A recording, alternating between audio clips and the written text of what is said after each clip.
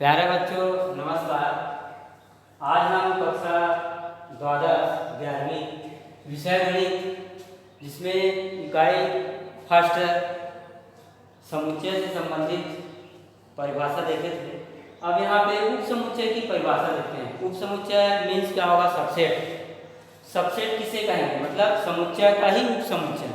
जैसे कोई समुच्चय ए का प्रत्येक अवयव, जैसे अपन समुच्चय लिए हैं उसके प्रत्येक अवयव समुच्चय बी का भी अवयव होना चाहिए, तब हम क्या कहेंगे? समुच्चय ए समुच्चय बी का उप समुच्चय कहलाता है। अब इसे सांकेतिक रूप में अपन क्या लिखते हैं? ए उप समुच्चय बी, ये इस प्रकार से दर्शाते हैं। तथा पढ़ेंगे क्या यहाँ पे? ए बी का मतलब समुच्चय ए समुच्चय बी का उप समुच्चय है। यदि यहाँ पे ए उप समुच्चय नहीं है, यदि इसको अपन काट देते हैं तो ए बी का उप समुच्चय नहीं है, इस प्रकार से पढ़ेंगे। सांकेतिक रूप में इसको अपन इस प्रकार से समझ सकते हैं, ए उप समुच्चय बी यदि मतलब यहाँ पे क्या कर रहा है? कंडीशन रख रहा है, शर्त है कि समुच्चय ए के element x belongs to A tends to x belongs to b, मतलब ए के एलिमेंट मींस अवयव ए और उसी प्रकार से b के अवयव दोनों में होना चाहिए। x है यहाँ पे, तो a के अवयव और b के अवयव दोनों समुच्चय में उपस्थित होना चाहिए, तब क्या कहलाएगा? वो उप समुच्चय कहलाएगा। जैसे इसको अपन आरेख विधि से समझने की कोशिश करते हैं। मान के चलते हैं यहाँ पे, माना a बराबर कोई समुच्चय है जिसके एलिमेंट मींस अवयव 4, 2 और 6 है। इसी प्रकार से दूसरा अपन सेट लिए हैं समुच्चय जिसके अवयव 2, 4, 6 है।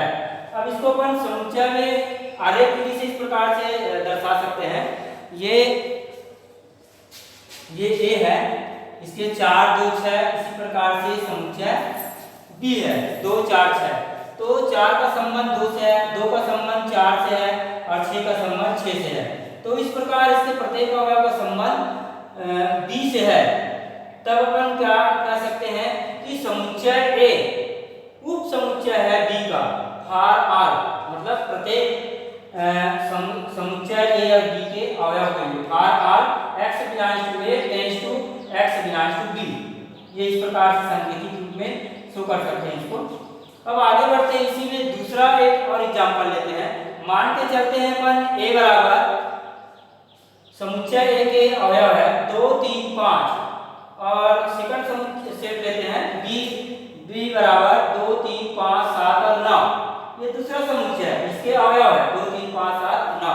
अब यहाँ पर अपन समुच्चय ए पर चलते हैं तो इसके प्रत्येक अवयव मीन्स 2, 3, 5। समुच्चय b का भी एक अवयव है, जैसे यहाँ पे 2 है तो b में भी 2 है, 3 है तो यहाँ पर b में भी 3 है, 5 है तो यहाँ पर भी 5 है। तो दोनों प्रत्येक अवयव a का प्रत्येक अवयव b में है, इसलिए ये क्या होगा? उप समुच्चय होगा। a b का उप समुच्चय है। अब इसमें परंतु b में समुच्चय b में 7 और 9 ये एक्स्ट्रा मतलब अतिरिक्त अवयव है, तो इसको अपन निगलेक्ट नहीं करेंगे, इसका अवयव है ऐसा करके बोलेंगे, मतलब a और b का अवयव है इसलिए, तो ये समुच्चय होगा। आगे चलते हैं, इसी में एग्जाम्पल तीसरा, एक और उदाहरण है, एग्जाम्पल नंबर तीसरा।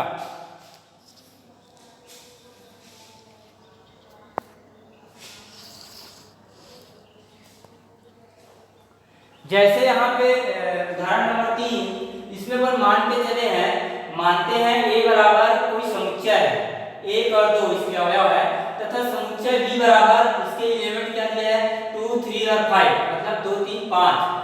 चूंकि यहाँ पर देखते हैं अपन समुच्चय a में, समुच्चय a का सदस्य है 1 बिलोंग्स टू a, मतलब 1 मतलब 1 इसके अवयव है समुच्चय a के। परंतु यहाँ पे देखते हैं समुच्चय b में, तो एक जो है समुच्चय b में नहीं है, तो a 1 not belongs to b, मतलब एक समुच्चय b का अवयव नहीं है।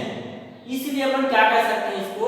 उदाहरण नंबर 3 को समुच्चय a समुच्चय b का उप समुच्चय नहीं है। ये नॉट जो है ए नॉट सबसेट बी।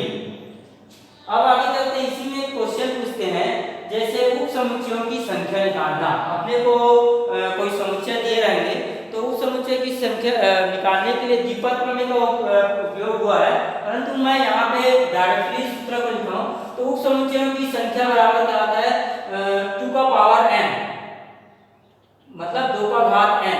n क्या शो करता है कि उस समुच्चय में कितने एलिमेंट है, कितने सदस्य उपस्थित है, उसको शो करता है। जैसे उदाहरण के लिए अपन आगे चलते हैं, a बराबर दिया है 1 2 3, मतलब 1 2 3, तो a के उप समुच्चयों की संख्या ज्ञात करते हैं।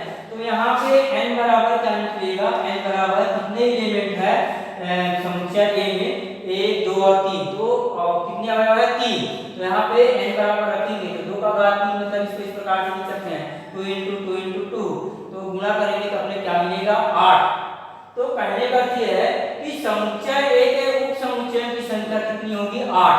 अब इसे अपन उप समुच्चय के रूप में लिखते हैं। उप समुच्चय के रूप में लिखने पर तो इसमें सबसे पहले फाई को लेना ही पड़ेगा। फाई मतलब क्या होगा, ये रिक्त समुच्चय है, ऐसे समुच्चय जिसमें कोई अवयव नहीं होता, इस प्रकार के समुच्चय को अपन क्या बोलते हैं, रिक्त समुच्चय। अब यहाँ पे 1 है तो 1 का समुच्चय लेंगे, 2 है, पहले एक एक का लेंगे 1 2 3, यहाँ पे एक समुच्चय 2 समुच्चय 3 समुच्चय। अब क्या करेंगे, पेयर में लेंगे, पेयर में जोड़ा में 1 2 का समुच्चय, फिर 1 3 का समुच्चय। अब 1 का हो गया, अब 2 का होगा, 2 3 का समुच्चय और 2 और 3 का भी हो गया। अब क्या करेंगे, यहाँ पे तीनों को लेंगे, तीनों अवयव का समुच्चय 1 2 3। अगर इसका काउंटिंग करते हैं तो 8 मिलना चाहिए, 1 2 3 4 5 6 7 और 8। तो यहाँ पे स्पष्ट है कि समुच्चय ए के उप समुच्चय की संख्या 8 आता है और उसको समुच्चय रूप में इस प्रकार से लिखेंगे। तो सबसे पहले किसी भी अवयव उसमें फाई लेना अनिवार्य है, नहीं तो 7 ही निकलेगा। जैसे 1 2 3 4 5 6 और 7 मिलता है 7, परंतु 5 हमेशा लेते हैं इसलिए 8 होगा। तो इस प्रकार से अपन उप समुच्चय की संख्या भी ज्ञात कर सकते हैं। धन्यवाद। आप लोग नोट्स बनाते रहिए और आप लोगों को जन्माष्टमी और गोविंदा का ढेर सारा शुभकामनाएं।